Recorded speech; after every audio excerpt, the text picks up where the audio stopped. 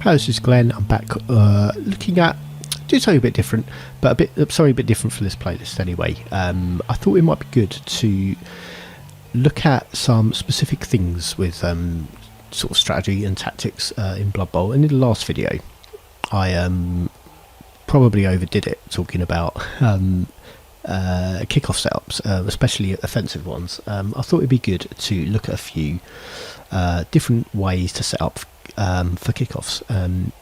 This is an example of a defensive setup. There'll be some defensive setups in this video, and then the next video in the series will look at some offensive setups as well. And that was what I was really focusing on last time in the Orcs and Vampires game that we looked at, about how when you're receiving the ball and you've got the first turn, you're in the driving seat. You can choose where all your blocks are going to be and match up and make sure you get that right. But I thought we'd look at some defensive setups first. And I'm looking back at replays of games I've played. This is one I played against an AI coach, just because I missed this team, basically. I always have a friendly with them. So this is my human team, the Averheim Hornets, who've been in this before, playing against an AI Orc team. And obviously they've got some levels on them and stuff, so we can look at those. But this is the sort of setup I like to use against a physically focused team, so a bash team, as they'd often be called. They're going to get 2 dice on all three players in the line of scrimmage, pretty much no matter what you do. Even if you pack this line, especially when you're playing against a team who are outstrengthening you, and with this formation, you're basically going to be up against those teams or dwarves who might have an overload of guard in their team. But against all these higher strength players, they're going to get 2 dice. So leave the 3 players there who are going to get hit, expect them to be hit, expect them to be taken down, but then just make it really hard for them to get anyone else. And this is a sort of it's really difficult for them to basically get 2 dice with their blitz, even with strength 4 players. Actually, that's not true. They need strength 4 players to do it. So this Black Orc here blitzing on this corner is going to be the way to do it, because this is just a strength 3 blitzer. I do have a strength 4 blitzer here, so if the troll blitz is there, obviously they can get 2 dice. But generally, if you're setting up like this, you've got strength 4 players available. So this is great if you've got Chaos Warriors, Nurgle Warriors, Black Orcs, Flesh Golems. Like, these corners are great spots to place those, because they need a strength 5 player or some guard in their team to get 2 dice blitzes on those corners. They can't really do it in here without guards, because these players are more protected unless they're taking down players here, and actually they still need guard. They're going to need guard to get 2 dice on either of the players in here. And the players at the back and in the middle here are protected as well. So you can protect some of the more vulnerable or valuable players. You can expect all 3 of these players to get knocked down, and it's difficult to get 2 dice on these corners, especially if you're placing strength 4 players in there against higher strength teams. But we'll just run this on for a turn or 2 and sort of see how it develops. Basically, I know this is the AI, but they'll be making sure, probably going over the top to make sure they've got lots of 2 dice blocks in here to make sure they can do that. I do have 2 guard players. I think the Orcs have some guard in there too. Like, I know the Troll has guard, this Black Orc has guard, this Blitzer over here has guard, and then there's a stupid AI decision leaving the ball carrier against the touchline. So they do take that assist out and manage to get 2 dice on here with a strength 4 player. But if you're playing against a team with lots of strength 3, they're going to be really hard pressed to get 2 dice on anyone else.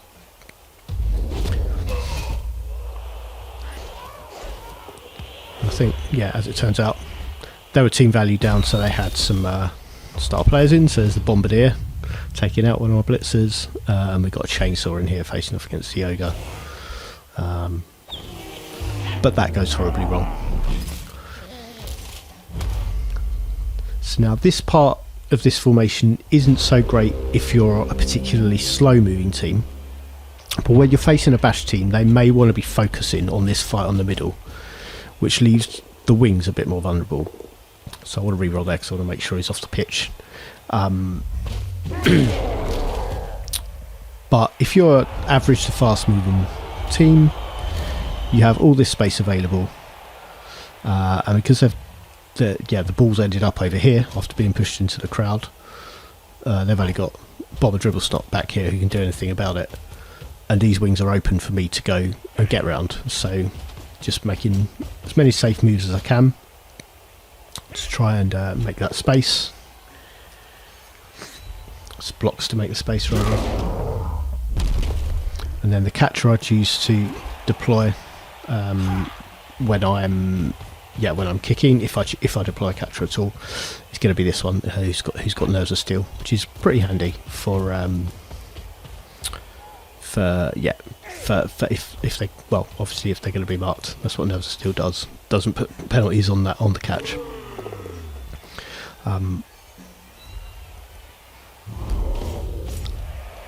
But basically it's the end of my turn, I think. Yeah, dodge away, so it's everyone acted. And so just one turn in. Let's switch it around to the Orcs view, actually. You can see you've got all these humans flooding into their half. The ball's back here, there's not a lot they can do about it. They've got a loner player who's going to have to go try and pick it up on a 3. And basically the rest of the team are quite screened off from doing a lot about it. You've got Black Orcs who don't want to be dodging. You've got a Goblin here who can maybe come and help out. But yeah, just from that sort of quite compact setup, and against a slow moving bash team, you don't need to worry about protecting your flanks so much, because if they want to go down there, you know, they can do that if they want, but you're going to be able to surround them pretty quickly and make sure they're not a scoring threat anymore. So that's that one. We'll look next at defending against sort of quick moving teams on the flanks, and yeah, decent ways to do that. Okay, so in this one, I've just kicked off against an Elven Union team. Now this is a match that was we already did a full analysis of elsewhere in this playlist, but this is one approach I might take to defending against a quick moving team, a team who've got quick players who are probably going to look to pass the ball and run down the flanks and outpace you. Maybe get a catcher in to throw to, but yeah, maybe just run the ball down the flanks. And I'd think about doing this if I was probably a slightly quicker and average team. So a human team has blitzers who are movement 7, catchers who are movement 8. Not that you can do a lot of blocking or blitzing with your catchers, but yes, your movement 7 players have got pretty good coverage back here, so they're not going to get many players around here. If they do, you can respond to it. We'll look at how I'd do this with a slower moving team afterwards, but this is a formation that's designed to push them wider than they might like to go, and means they're not going to be able to get that many people down. If they really want to pile on one flank with all of their fast players, they could exploit this a bit. So you need to be careful, obviously, but against a sort of team who are going to set up quite symmetrically and then try and find their best spot to attack, this is I found to be quite successful. So I've got in here these 2 players deployed like this, which makes it difficult to make a lot of space on the flanks, and this is mirrored the other side. My strength 4 blitzer is in here, who's quite well protected because I want this player, and I think ideally I'd want this sort of spine of this arrow to all be 1 square back. So really I think I want this catcher in this square here rather than where he is, but he has a bit of dual role here of trying to discourage following up into these spaces, because it's a strength 4 player with block, and against an Elven team they don't really want to be standing next to players like that. I do have a Fend player on the line as well, which also is going to physically discourage that, but what I'm looking for is if they come round the flanks with the ball, I want to hit them with this player if I can, with this player if I can't. I've got a thrower and a catcher here who are going to have enough coverage to put an assist down. I've got this tackle blitzer if I need them, but I've got this strength 4 one as well. if I can blitz with this player, I'll be marking any dodge players with this tackle player.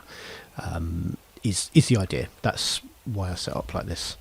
But like I said, I think like I have since learned that I'd rather have all of these players back one square than they are, further than they are. So there's a straight away, which you might expect to see from an Elven Union team. Throw retrieves the ball, gives it straight to a catcher. Catchers are their quickest players. Movement 8 is a lot. But they'll be looking at marking these players up so they can, get down the flank exactly. And there's in the sort of 2-1 grind approach, you might be looking at making them score early so you can win 2-1. I don't necessarily always like doing that. I think humans can play a different game to that. But here, for that blitz, they've only got 1 dice. Could have done that differently, but they marked up this player instead.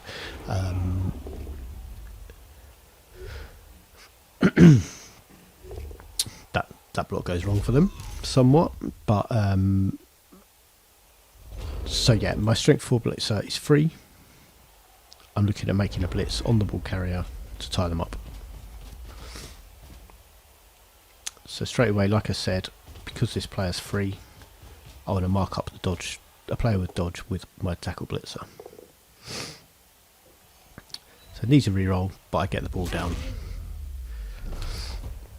Ball carrier down. Ball is free in the hands of my strength 4 player. So not really where I'd have wanted it to go. I'd have wanted it to drop down here somewhere so my thrower could come and pick it up.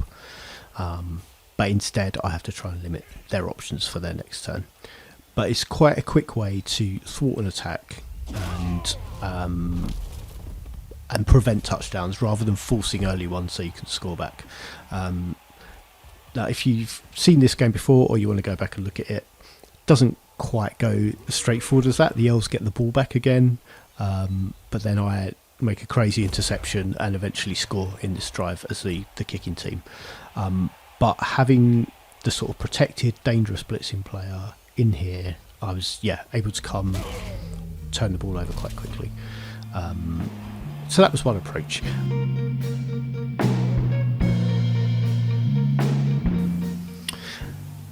And this would be my preferred option for a defensive setup when I am facing a quick moving team. So here I'm playing a Knuckle Team, which is the at the bottom here, against Lizardmen who have these several movement 8 skinks. I just wanted to run it on so that we could have. I was hoping it would show us all the tackle zones, but never mind. We'll just look at it from this snapshot. So what I've done here is have coverage across the whole pitch to try and limit getting through my line, basically. What I really want to do when I set up like this, when I'm outpaced, as I most of the time I'm going to be with a Knuckle Team, I'd like my enemy to play compact so that I can just try and surround them, limit their movement. That's kind of my aim really. If they do manage to get something through, I can try and force a quick touchdown and score back quickly. But what I prefer to try and do when I'm defending with this team particularly is to just try and shut out the attacking drives and prevent the score. So I set up right across. So there's a tackle zone or a player across every square of the pitch. Obviously skinks with stunty can get through gaps like this. It would just be 2-3+ dodges and they've got dodge to re-roll those, so they could have a go, but I don't think they'd get many through, and then I can quite quickly I think deal with one skink, or I'd hope I could.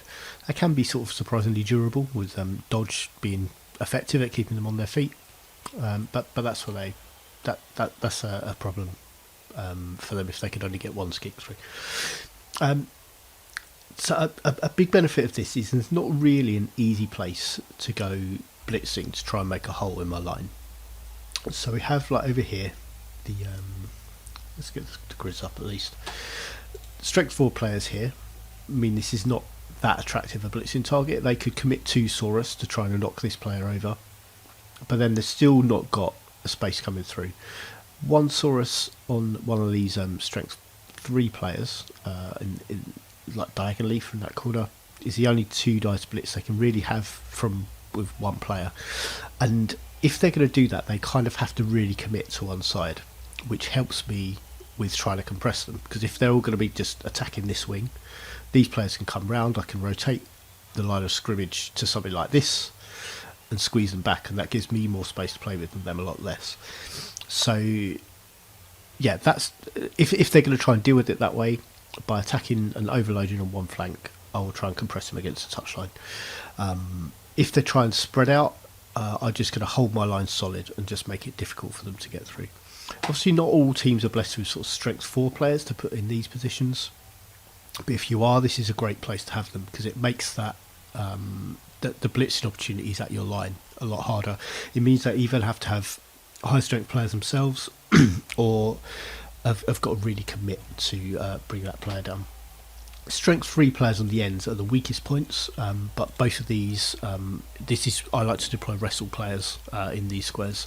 I could go for block as well, but I think I prefer wrestle because people who are blitzing are more likely to have the block skill.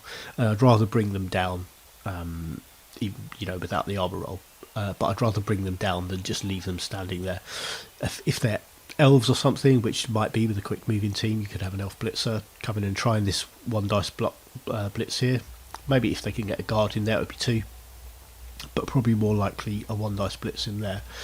I'd rather bring them down and block that space so that anyone else trying to get through has still got a dodge from this player. So that's kind of why I do that with that sort of coverage. A particular thing, I wouldn't put these 2 players level with each other. It's not relevant against this team, but against a team with frenzy players, this is kind of proof against players being pushed off the pitch. Anyone within 2 squares of the side of the pitch is vulnerable to being pushed off by a frenzy player, but this guy's preventing that. Really, they'd need to be able to have 2 blitzes to have any chance of doing that. So this player here is protecting this one from being frenzied off the pitch with a blitz, which is why I sort of stagger the line a bit like that. It also creates the way this is set up creates lots of overlapping tackle zones. So if anyone does want to try and dodge through here, it's going to be much harder for them. Obviously, some 2 players ignore tackle zones when they dodge, but if this was a gutter runner or an elf catcher maybe trying to run through this space, they'd get more difficult dodge rolls. They still wouldn't be spectacularly hard dodge rolls, but it wouldn't be the 2+s they're used to. One optional thing I do here, I tend to, if it's a team with a bit more bashing power, I would tend to push these 2 warriors up in right behind the line of scrimmage, just to stop these spaces here right in front of them, like between the Saurus and the Nurgle warrior, being available for assists. They're going to get 2 dice on here anyway, but I'd like to prevent them getting 3 dice by loading players all around and having 3 dice blocks. Against some other teams, this can be useful as well to even prevent them getting 2 dice sometimes. If they're predominantly strength 3. But in those cases, I'm kind of happy to let them have 2 dice blocks on these 3 rotters when I'm defending. It's probably going to happen no matter what you do anyway. I would often have these warriors back there, which does give them more overlapping tackle zone spaces to try and dodge through. One last thing. This is specific to Nurgle. It's the blue flashing squares you can see are disturbing presence areas and spreading them out across the pitch. Not so relevant against Lizardmen because they're not really a passing team, but it means if I was playing an Elven Union team or a Skaven team, really any team who are going to want to throw the ball to catchers, having this spread out, some areas where it's overlapping, but covering basically the whole width of the pitch with disturbing presence means they have to be really careful about where they're going to pass the ball. And they can obviously still do it if they want to pass it around back here, and they can kind of do that all day if they want. They're not getting through my line. And they've already got the challenge of getting a catcher into this area. And then that's a really long pass to try and clear the over 6 squares, to try and have no penalties from disturbing presence.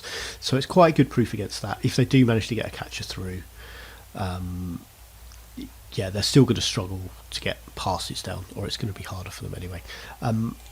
I will run this on. This was a pretty successful defence in this match. This game is covered in a different playlist where I look specifically at this Knuckle Team over 7 games. This was one of those games. The Lizardmen do score in turn 8. They had to pull off a really sort of low percentage play to get there in the end, but it was quite a successful defence. They did what I wanted. The Lizardmen team just kind of turtled up, became really compact, and from there it became fairly easy for me to keep them quite contained for most of this half. I made a bit of a slip up a few turns down the line where I left a bit of a gap and they could get the ball forward a sort of a large jump at a time, but really my aim is to try and limit how far they can move, stand off them where I could, make sure the one blitz they could do wasn't going to break my line really. And it kind of went okay, but just want to look at how I respond to them turtling. This kind of thing would be easier with quicker teams because I've now got these flanks exposed to me. I've got slow moving players, so it's not so dangerous, but I can get in around them and limit where they can move. The Saurus especially, like the Saurus are not going to be ordered to squeeze through any gaps. The Skinks can obviously do that because they're stunty and they've got dodge. So I do just drop this Wrestle Pestigore back to look out for any Skinks coming through because they're probably going to be on their own if they do come through. But yeah, really the way I'm going here, I'm planning on making that blitz, which is why I base there. A handy knockout. But then the only other 2 players here who are in contact that the Lizardmen are going to be able to block with next turn is this Saurus and this Croxigore. Although I'm going for this Saurus now and get him down. So the Croxigore is going to get a block next turn. It's going to be on a rotter, and then they can blitz one other player, and that's going to make it really difficult for them to make a hole in my line that they can try and exploit. They're going to struggle to get 2 dice on this warrior, and they're going to struggle to make a big enough hole here. So this is kind of my game plan from that initial setup of covering the whole width of the pitch to give them no real good options for a quick attack. To make them compress, surround them, stop them going forward, and just really sort of frustrate their attack is really what I wanted to do.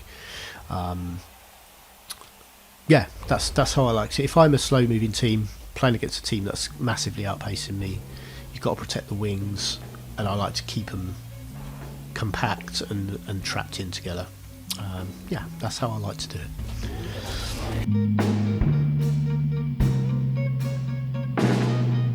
So with defensive setups, and I'll contrast this with offensive setups in the next video, you get the chance to set the scene for a drive. So while you're going to be taking the second turn and will have to respond to how the receiving team move, you're putting the first team down and setting out how you'd like to defend, potentially dictating the way that the drive's going to play out. First question you need to answer: do you want your opponent to score quickly or not at all? If you want them to score within 2 or 3 turns, you need to leave them space to get someone in scoring position, then isolate that player and position your defensive players in a way that makes it too dangerous for them not to score. If they haven't scored within 3 turns, you're going to be putting a lot of pressure on your team to score themselves in the same half, especially if you're lacking in speed or ball handling skills. Deciding to try and shut out the offence is probably riskier in some ways, but is a lot more satisfying when it works. Your choice, if you decide to do this, is really between setting traps to make a play on the ball carrier or putting up a line that's very difficult to break down. Whatever approach you take, your defensive setup can be a key part in getting that right and can be planned and honed before the match starts. So general principles to remember. First, does the opponent have frenzy players that can threaten your flank? You need to make sure that any player within 2 squares of the sidelines is protected from a first turn blitz. Even if they don't have frenzy players, it's good practice to set up in an anti-frenzy formation anyway. Secondly, kickoff results can ruin anything, and this is true of every game, whether you're kicking or receiving. When kicking, the main result you need to look out for is a quick snap. To stop this really hurting you, all you really need to do is stay back from the halfway line. Deploying too far forward can leave defensive players marked and give away more blocks in the first turn of the drive. Think carefully about anyone you'd want to deploy in that line one space away. They should have a good reason for being there. If you're playing a particularly fast team, Skaven or Wood Elves especially, a quick snap has the potential of moving a player into range to reach the end zone and score in one turn. You need to look out for those players and make sure it's going to be hard for them to get through your line. And finally, think about the matchup you have, speed comparison especially. This should inform your decision about how you're approaching defence and how likely it is that you'll get the chance to score quickly yourself. If you're a slow moving team that finds it difficult to score, going behind can put unnecessary pressure on you and leave you playing for a 1-1 draw. If you're quicker and more agile, you may be fine with conceding early. Thanks for watching this one. Next video we do like this will cover offensive setups, which I approach quite differently to defending.